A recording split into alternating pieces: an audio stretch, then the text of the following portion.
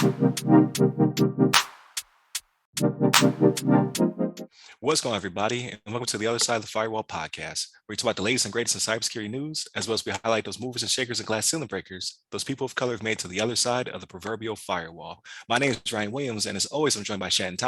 What's up? What's up? What's going on? And welcome to Wednesday's discussion.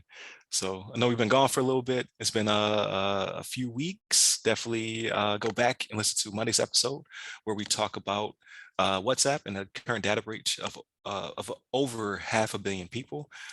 Tuesday's episode, we talk about the U.S. banning more Chinese companies and their technology from coming into the States. And then Friday is our non-cybersecurity related episodes about movies, books, TV shows, all that good stuff. So definitely continue to tune in.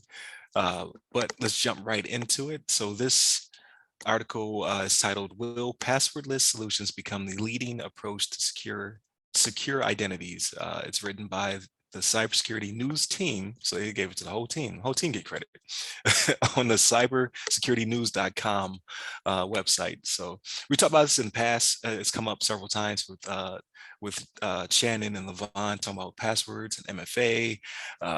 Like MFA is definitely a great thing. I hate it because it causes me much consternation, I guess would be the word. Like I'm always having to reset my passwords. I forgot something or find which device is going to send it to, but it keeps me safe. So there's that.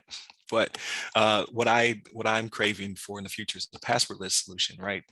Where I don't have to remember 15 different passwords. They don't have to all be unique and be 15 characters and be made up of every single key on the keyboard and non-repeating, can't use the same one, all that good stuff. So in this article, they discuss how the bigger name companies are kind of working on this solution, and they did a survey for IT professionals to figure out kind of where they think this is going. Will it actually work? Can it be implemented? So the big companies right now, Apple, Google, Microsoft, are unanimously declared that their aim is to upgrade by 2023, starting May of 2022. So it's already started to get towards that passwordless future. So basically it's using pins and tokens and things of that nature to secure you, because it should be safer than you trying to remember a password that can be easily broken, or you reusing passwords. So basically, as an IT or cybersecurity professional, don't trust users, right? So users will do the bare minimum with their passwords in order to not have to do much with them in the future, right? They're adding one digit to the password, or they're reusing passwords they used before, or they're using the same password for all of their different sign-ins. So if one is compromised, all of them is compromised. So when they went in and they did the poll, they asked professionals like, what is the burden being placed on you? And as the IT professionals responded, they said basically it is that the management of passwords has increased more than 25% since 2019, right? It's a burden to ask the user to use a unique password, and then to obviously keep them honest that they are using a unique password. And then when the user forgets their password because it's overly complex and it's 18,000 characters long, then you have to reset the password for them. It's a lot of work, right?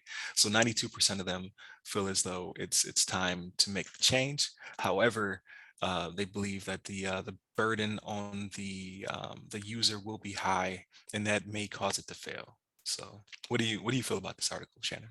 So I liked it, but like it's something you picked up on that I also picked up on, right? So they give the top 3 frustrations for IT teams, right? And then they give the problems for the employees themselves, right? Now, mind you, I'm very much in the cybersecurity world, right? Like I'm an ISO for the team that I work for. So like this falls very, very much into my wheelhouse. And like some of the stuff they say on there, I'm like, yeah, that's definitely how it is, right? So the top 3 frustrations for IT teams, right? It's users who use the same password across applications, have forgotten their passwords, and the time spent on password management, right? Now, when it comes to the employees, right, like flip it. So the fact that they have to regularly change their password, right? remembering several passwords, right? Which depending on the environment you're in can be a lot, right? And typing long, complex passwords, right? So they don't like the things that you have to do to keep them secure, right? They're like, give me the easy route, like you were saying, right? Like they want it easy. Like, where's the easy button for this? I just want to press that. You know what I mean?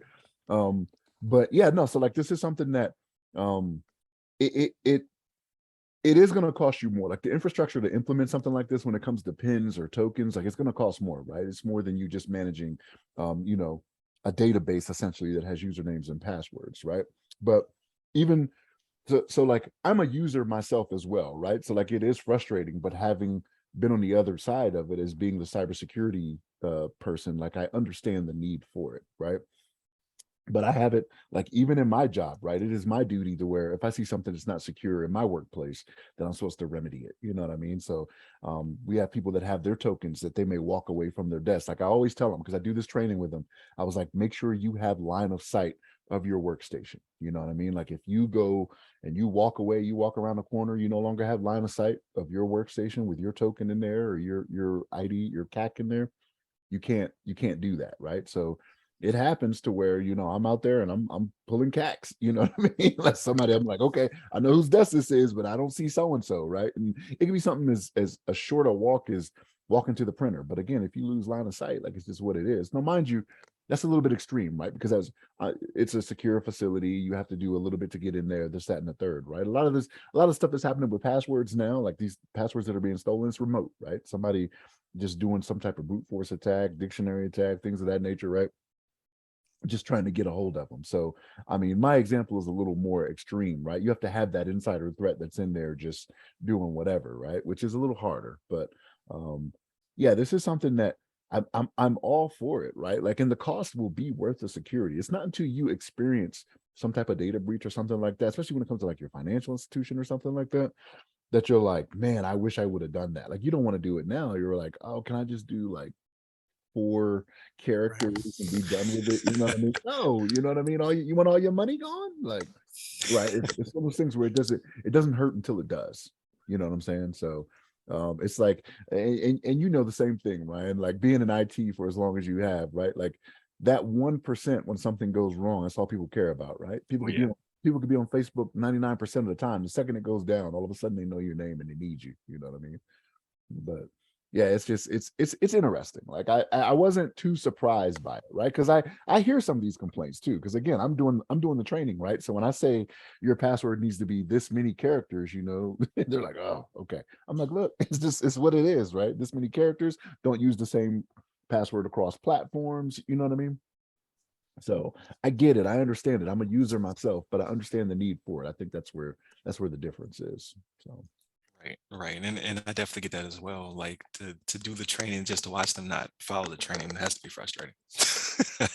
So I've not had the privilege of doing that yet, but I see that as being my future as well. The only thing I can think of is, so right now I'm having issues with remembering passwords, right? Because I try to keep them all unique and what have you. So I use a password wallet. It's stored in my keychain or whatever for my Apple device, things of that nature. And then I'll forget what it is, or it won't cross over and different devices, or for whatever reason it won't store what I believe to be the strong password. Because if you take the recommendation of Apple or Google or whomever, they're going to give you nonsensical. It's not a passphrase, it's not anything, it's just a bunch of characters.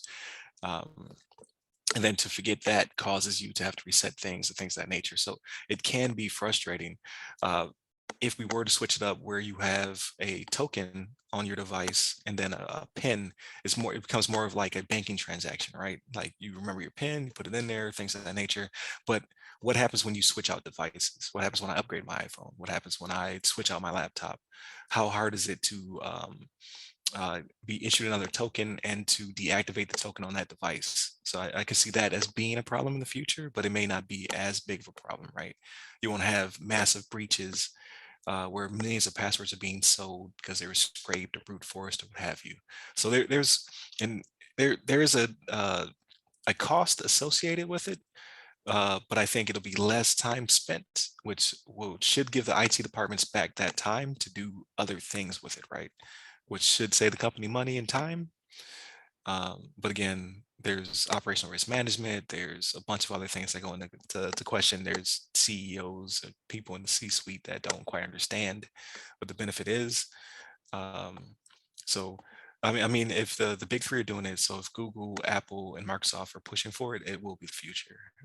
It's just a matter of how painful will that future be for the end user. And in my personal opinion, I think it should take a little bit of weight off of them. It's just people don't like change.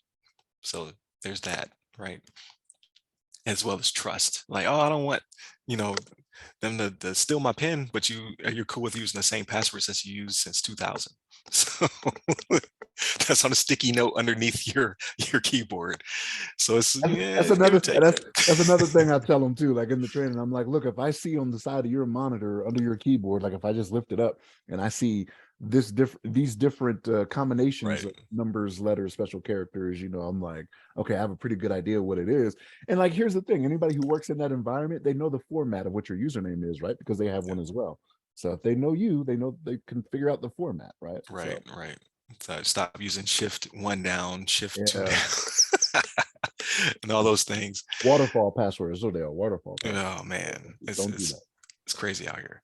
But we'll see. We'll see what the future holds. So like this implementation should be done by next year, or at least you should start seeing it. And I have perused two websites that did ask me to switch over. Like, hey, you want to, I forget how they phrase it, but basically like, do you want to switch over to pin authentication?